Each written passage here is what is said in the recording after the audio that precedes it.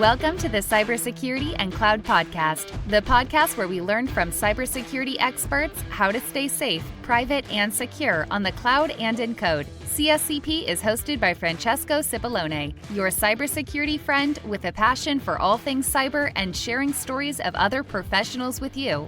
This episode is brought to you by the generosity of Phoenix Security Limited. Phoenix helps startups and enterprises solve complex software security supply chain visibility by leveraging the power of correlation and contextualization. Discover how Phoenix Security helps CISO and security engineers act fast, prevent burnout, and implement DevSecOps at the speed of cloud. Phoenix Security. Correlate, contextualize, and act on risk with one click. Let's dive in.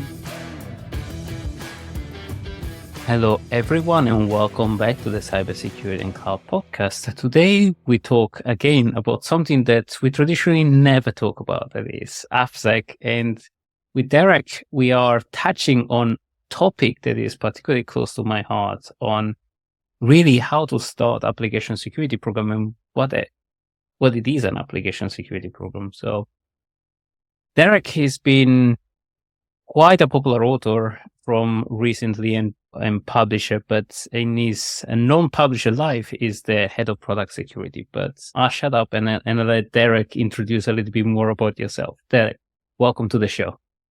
Yeah, thanks for having me on, and appreciate the opportunity here to talk about application security. So yeah, I'm the head of product security at a financial technology company, rather large one. I've run a global team that is in charge of ensuring that we bring security into the software and services that we provide to our clients and internally as well.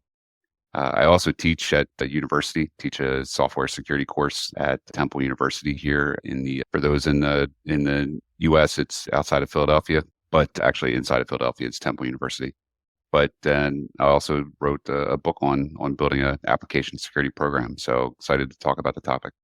Fantastic. And talking about the book, what did drive you? What gave you the idea of actually writing a book? Because it's an extremely gruesome process, and it's like taking your head, putting it on paper. Why did you start that process?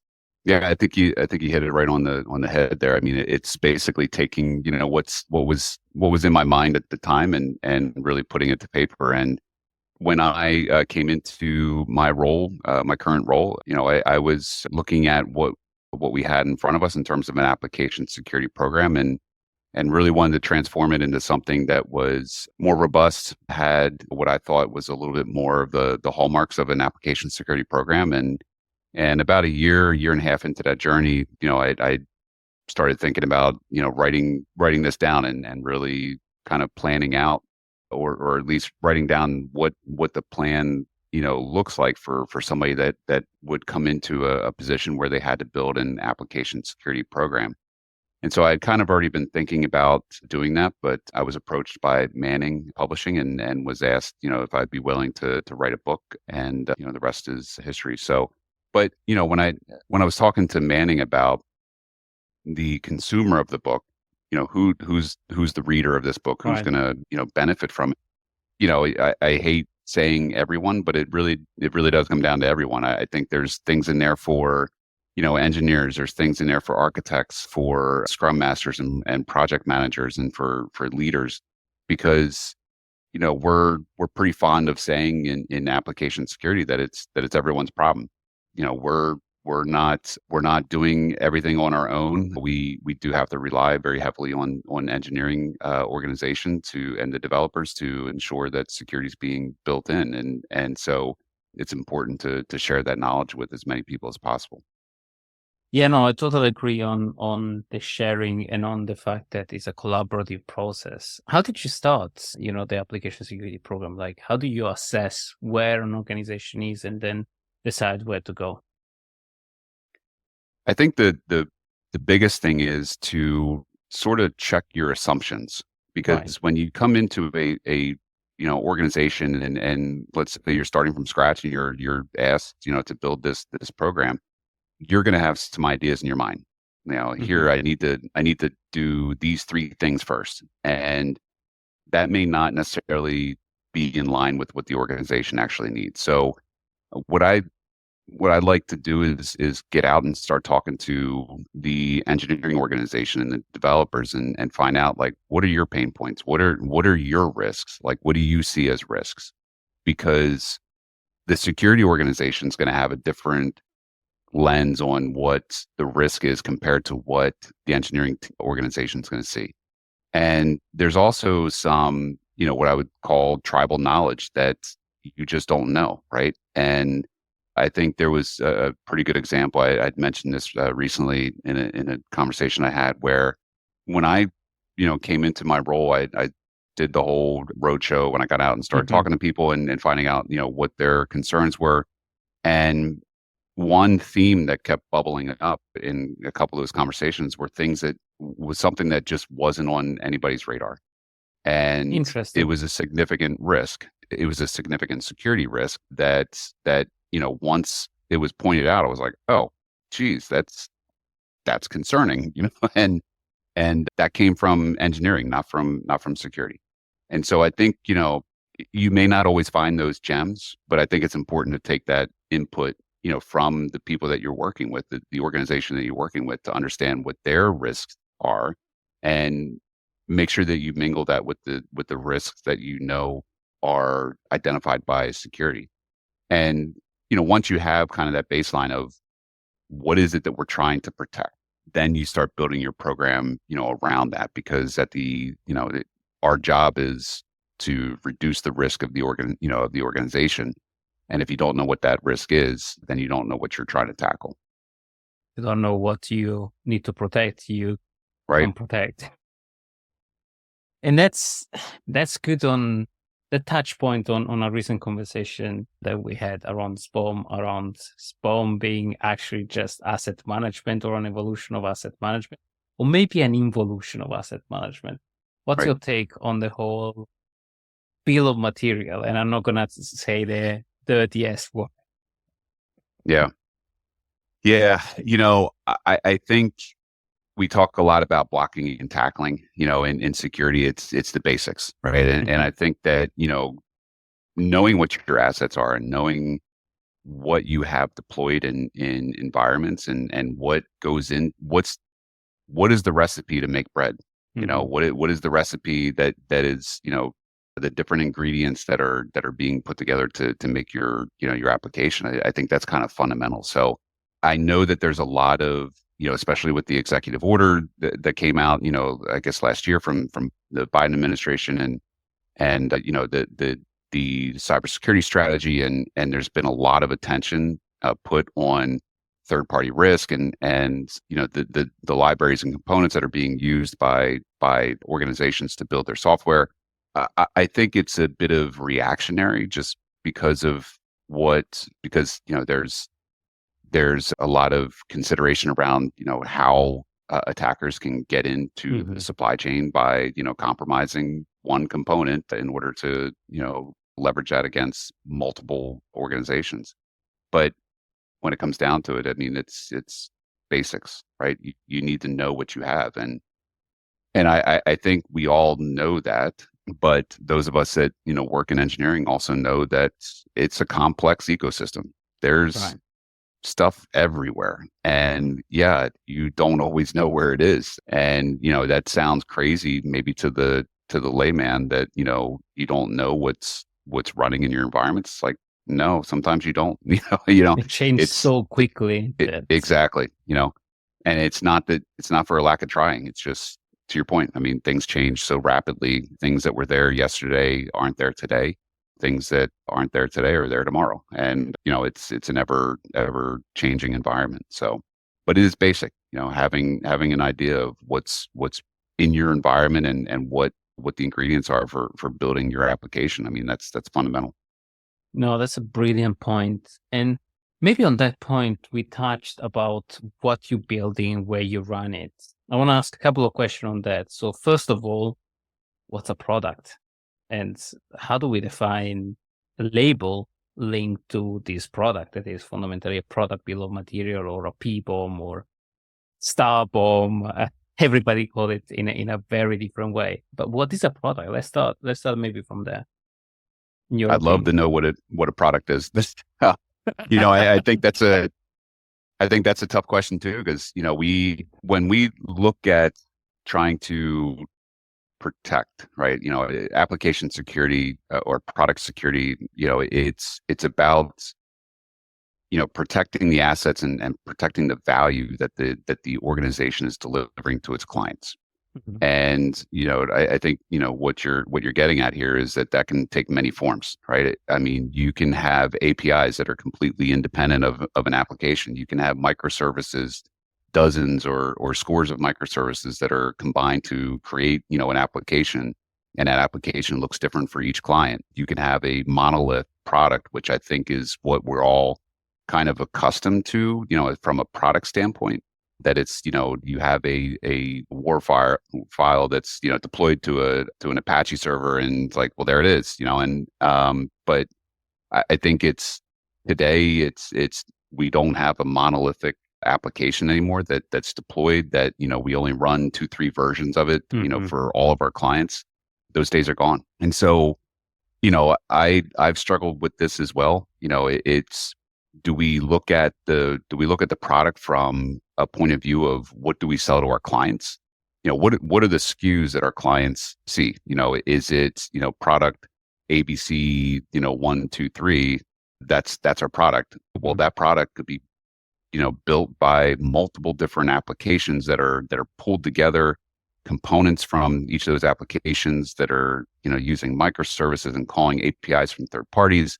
It's spaghetti behind the scenes. So, I think when we talk about, product, I think it's, what do we sell to our clients? What do our clients see? But I don't have a great answer for that. I mean, what do you think? What is a product to you? That's a very good question. And, I've struggled a lot with the definition of product. And I think there isn't a definition of product, first of all. I've seen a lot of transformation. I've done a lot of AppSec transformation, and everybody calls product in a different way. Some people even call product service instead of service, because that's what they know about the product. That's what being sold, as you rightfully said, to client. Some other called software that they build and how they compose with website API, multiple component, multiple structure that call each other. So I think it's really depending on the organization where you are and how you want to define. But I've seen there is a silver lining that it's not just everything fluid, but I think I've seen ownership and product being kind of similar and resonate kind of in the same way, where each individual that owns a specific product, or a named individual that owns a product, or where the bucket stops, that's the collection of things that makes sense to be called a product, because then you have accountability, you have traceability, you have things that you can call, as you say. This episode is brought to you by the generosity of Phoenix Security Limited. Phoenix helps startups and enterprises solve complex software security supply chain visibility by leveraging the power of correlation and contextualization. Phoenix platform connects to your repositories, scanners, and cloud, correlates all the information, and provides you with a prioritized list of vulnerabilities that need to be addressed first. Discover how Phoenix Security helps CISOs and developers remove friction and maximize the use of DevSecOps professionals at phoenix.security. Phoenix Security, correlate, contextualize, and act on risk with one click. Measure risk and measure the performance of specific things, and having somebody that makes a decision. There is the definition of product that, for me, it made more sense and it was more impactful because it had action linked to it. What do you think, Derek? Yeah, I mean, and again, if we had 2 other people in this conversation, they'd probably have different definitions as well. I mean, it's a challenge, to define, I think. But I think when it comes down, to protecting, that product, or protecting, those services, or whatever you want to call them, that's where I think application security has kind of a bit of an advantage, right? Because we know where the code is. Right. And we know the pipelines that are developing that code. And I think that's, where we have a little bit of a unique position, in the sense that okay, that, although this code may be getting deployed in multiple environments and presented to multiple different clients in a myriad of different ways, the code, we know where that is. We know where the repositories are. We know where the pipelines are. We know where the source code management is happening, and that's where we can inject ourselves and ensure that we're catching issues early on. So I think that's helpful, having that visibility. I see that you mentioned product as software, and before you mentioned also risk. How do you see product risk in this? Because it's been changing quite Yeah. frequently, and I'm referring to the posture management that Gartner has put out of recently, looking at the full stack application security. What's your take on that? Yeah, it's risk is again another one of those kind of changing things, right? And I think when we look at because what I see as risk might be different than what the business sees as risk, than what the engineering team sees as risk, and that's right. The business is going to have a different risk lens than technology will. Mm-hmm.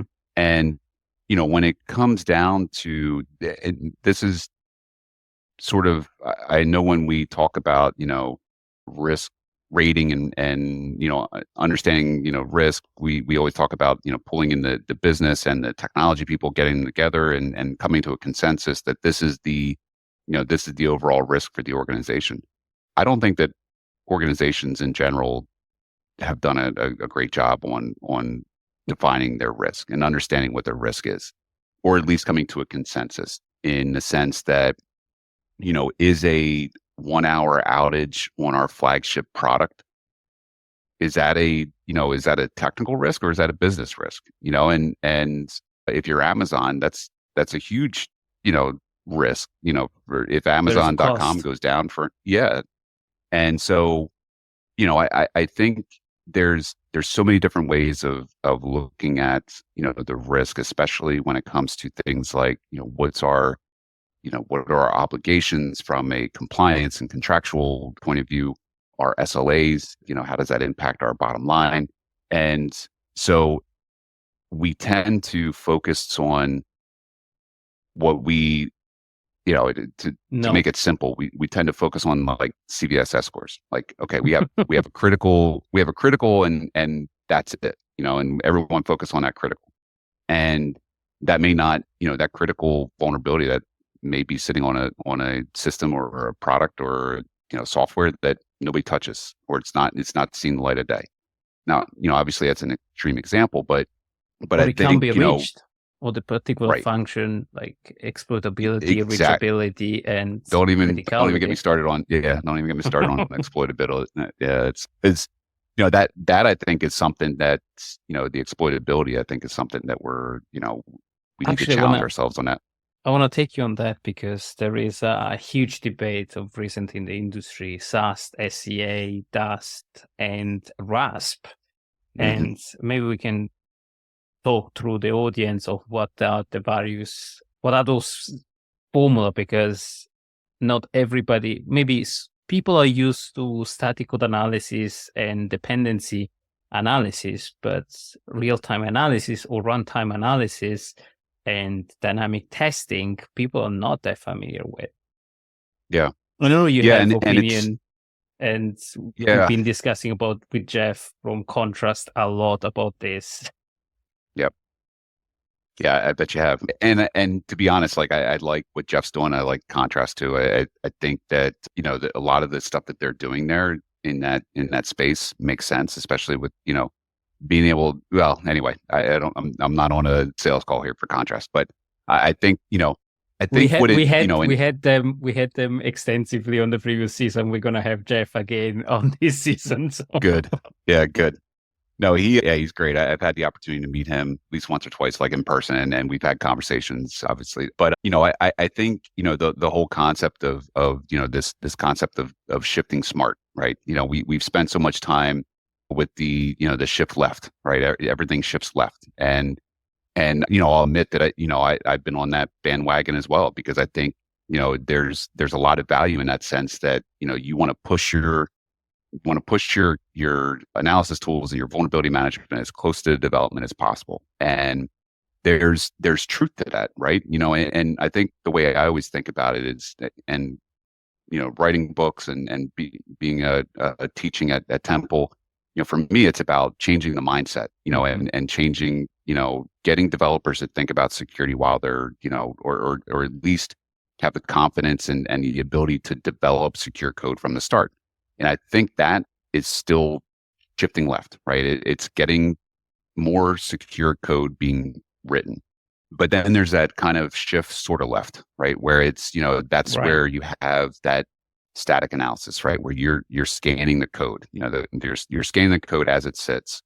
And the challenges with that is that it's not running, it's not running code, right? You tend to get a lot of false positives from SAST. You tend to get a lot of noise, out of SAST, and not a lot of actionable, vulnerabilities. I think we're better at that than we were, let's say, 5-10 years ago in terms of SAST. But that's still a challenge with static analysis. But as you move, to the right hand of that equation, as you start moving into, the CI/CD and development environments, and then eventually into production, you're getting, your false positives start reducing, and you start getting more actionable, vulnerabilities, like things that are truly vulnerable to. And a prime example is, the furthest right you can kind of get in terms of testing is penetration testing, right? You have it's running in an environment, you let loose some pen testers and they crack open your application, and it's like, well, that's a true vulnerability because you found it, right? But then you need to trace it back. The challenge is you need to trace it back, and that's the whole challenge of DAST. They're not going to tell you where the line of code is where this was, created. It's just, I found this, just as a silly example, I found a SQL injection on your, text box on your main page, right? Good luck finding it. I mean, you can, right? But they're not, yes, to your point. It requires analysis. It requires a deeper Correct. analysis and a deeper triage. And sometimes it's buried down on the SQL query. Sometimes it can be the middleware. Sometimes it can be even the front end, God forbid. Right. And on the opposite side, it's less noisy, but then it's difficult to trace it back. But on the flip side, you don't have any contextual element when you're looking at code, but could be quick firing. Right. Yeah, and I think the other challenge too is scope, right? Mm-hmm. If you're looking at this, just sticking with the penetration testing example, odds are, like, if you've done, if you've worked with third party to do a pen test of your application, you know that it's a limited scope, right? They're only going to test for a period of a week or so, or maybe 2 weeks, and you're giving them some level of access and telling them to stay within the confines of these rules of engagement, because that's how hacker works, right? Yeah, exactly. Right. Yeah. And so that means that you aren't getting a true picture, right? You're getting a predefined picture, right? Getting a picture of something that you told the attacker that, okay, here's the places, that you can go to. Everything, these other areas are off limits. And some of that's because of cost, some of that's because of time. It is expensive to hire somebody to go do that. So you do limit the scope, but that's another challenge too with that type of, as you move further to the right, whether it's penetration testing or any kind of like DAST tool or something like that, or IAST, you're not always getting the full picture, right? No, I do agree that I think we were discussing this with Brooks on one of the webinar on the benefit of a pen test is actually finding stuff that you will not normally find with any static analysis or any other element. If you find like low-hanging fruit with a pen test, you better go and find this with automated tools. So I think to circle back to what you originally said, what form an application security program, I think is all those things, and to a percentage and degree, in my opinion, of those things. What do you think? Right. Yeah, no, I mean, totally agree. 100%. Brilliant. And the Running Application Security program is not the only book you wrote, though. What drove you to actually write Alicia Connect?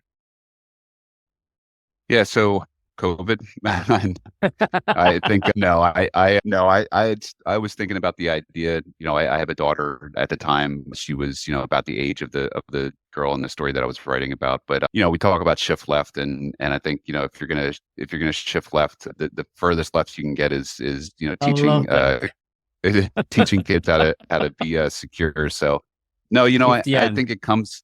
Yeah, exactly.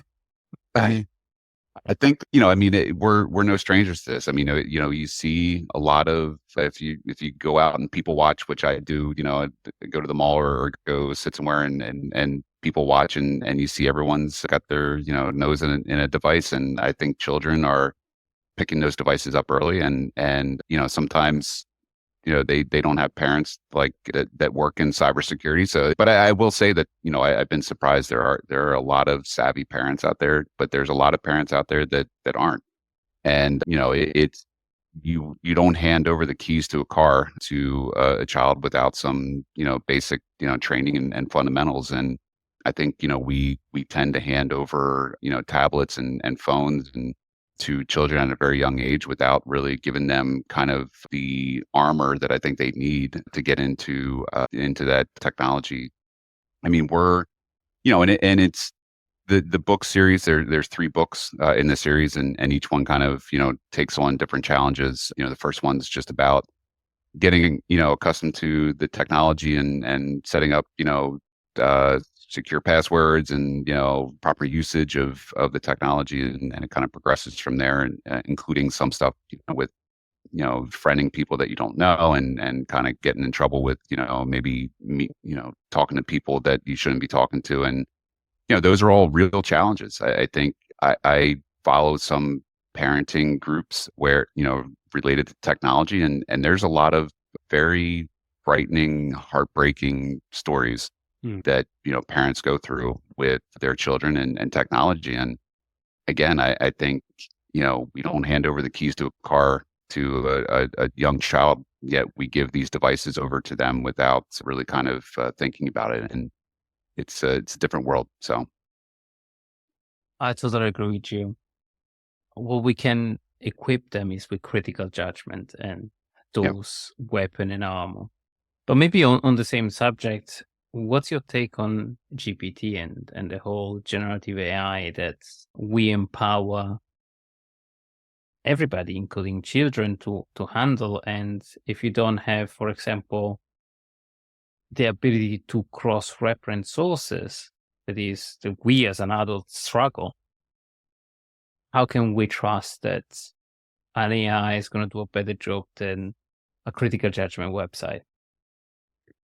Yeah, I'm on the AI train. It was a little apprehensive to begin with, but I think there's and I think it's one of those things where start using it and you'll start seeing the power of it. But also start using it and you'll start seeing the limitations of it. There's but that's going to change. That's going to be ever evolving. And I think what switched with me was starting to think about it as more of making me more productive. And it's not about replacing functionality. When Google came along and suddenly it's the joke that you don't have to remember anything anymore, right? You can just Google it, and if you're hanging out with friends and you say like, oh, remember that TV show, what was it called? I don't know. And somebody Googles it, right? Nobody needs to remember that stuff anymore. But that hasn't faster. Yes. Yeah. And I think that, with AI, I think it's about understanding that it's going to augment the way we do things. I think that there's definitely some great, potential there for just very basic things that we do, just data, crunching on data or coming up with ideas for things. Those are, very low hanging kind of use cases for AI, but it's definitely going to be, as quickly as it's evolving. I think a year from now, we're going to see a fundamentally different, landscape. I think it's for the good. If you want to pull it back into like security, I think there's some good use cases there as well. Mm-hmm. Just helping developers develop more secure code, being kind of a secure assistant. And I know that there are some companies that are working on that. I also think that, from a security organization, that we can leverage AI to help us even with things like vulnerability management or just kind of correlating data and trying to find, indicators of compromise and all that stuff. I know, again, products are sort of doing that, but now this puts it into the hands of the security organization to do that. On the flip side of that, obviously attackers are looking at AI to make their job easier too, right? And I brought this up yesterday that, in a conversation I was having where, you kind of see an attacker, asking ChatGPT to create, exploit code for something. And, ChatGPT comes back and says, as an AI model, I can't do this. And then you just see, the attacker kind of adjust the prompt a little bit and suddenly, they got the code that they needed. So, the word or the phrase prompt engineering is starting to catch on, where creating that, right, being able to create those prompts that are going to get you what you need is going to take off as well. So, I think there's a lot there to unpack. I think that there's going to be a lot of good stuff that are going to come out of it, but like everything else, there's going to be challenges as well. Yeah, I think it's early days and there is a lot of experiment out there, definitely on secure coding, removing of potential false positive vulnerability. You still need the context aspect of it because not every cross-reference that you can do with GPT will be able to give you good information or maybe mislead you on some information. Like we did a couple of research where cross-referencing data set actually give you 89% of the time a wrong response and it changes all the time. So I think there are definitely use cases, but as you rightfully say, I think attackers are using it, so we better get on the bandwagon and get at the same speed because is the catching the mouse or cat and mouse game. Right. If we let the mouse go too fast and too far, we'll lose the battle. Yeah, definitely. Anyway, we unfortunately come towards the end of our conversation, and this open up a topic like AI and application security. Open up a topic that maybe we can take on a following podcast. But we have a tradition here on the CSCP, on the Cybersecurity and Cloud podcast, that is leave the audience with a positive message. What will be your positive message for younger? I'm going to challenge you on younger and older generation. I think, and I'll say this, I think that there's always excitement in this space. You talk about the AI and I think that, there's obviously it's all over the AI is not new, right? But it's been all over the news, in the recent months with ChatGPT and everyone's asking about how to do with it, and how to deal with it and how to use it. And I think, that's one of the good things about, being in this industry is that there's a lot that changes, for the younger ones that are looking to get into, cybersecurity and be part of this, field. There's a lot, we talk about it all the time. There's a shortage of people to fill, a large, bucket of jobs. So I think, there's plenty of opportunity to get involved and do some great things, and it's good to be in this industry and really think about how we're really, reducing risk and trying to help people and help companies and do the right thing. And I think there's some good, value there. For the older ones, for us that have been around the block quite a bit, like I said, there's always some good challenges. There's always something new.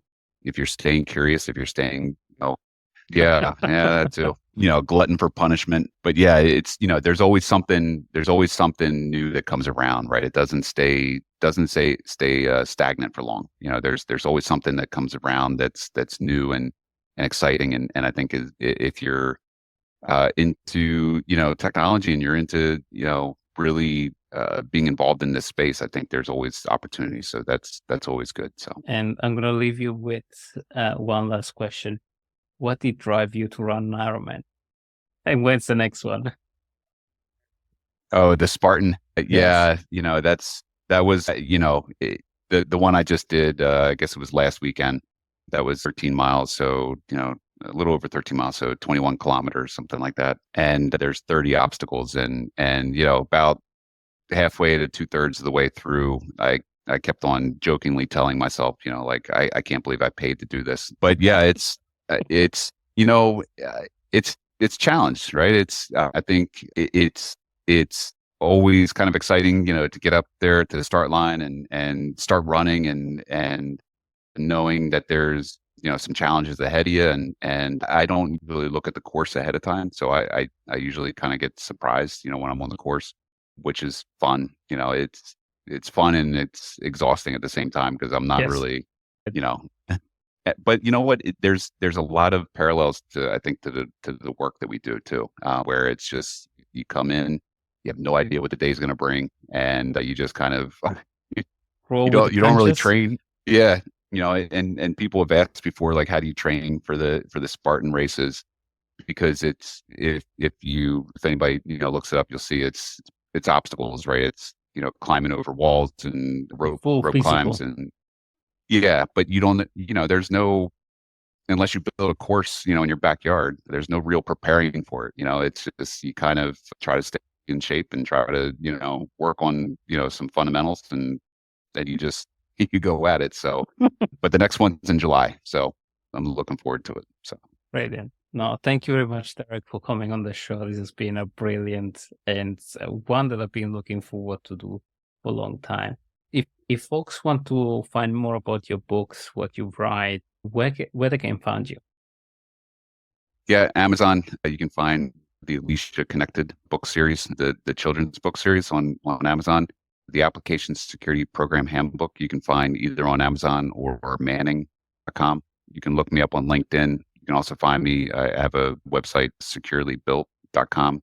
I usually, try to write blogs periodically, but I'm trying to balance a lot of different things at the same time. So I'm not always great at it, but yeah, LinkedIn's usually the best place to get me. I'm pretty active there. So.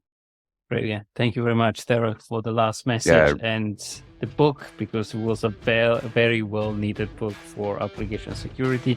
A field that we don't have a lot of documentation about, and as you rightfully said, it changes all the time. So I'm really glad to see more books, and also I'm super glad to see more books for kids to actually learning how to defend themselves online in this ever-changing world.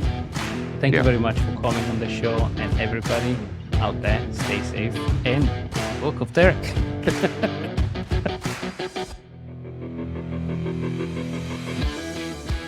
We hope you enjoyed today's episode. Please leave us a review on Apple Podcast and post it on social media tagging Cybersecurity Cloud Podcast for a chance to win a $100 Amazon gift card. Discover other episodes at www.cybersecuritypodcast.com.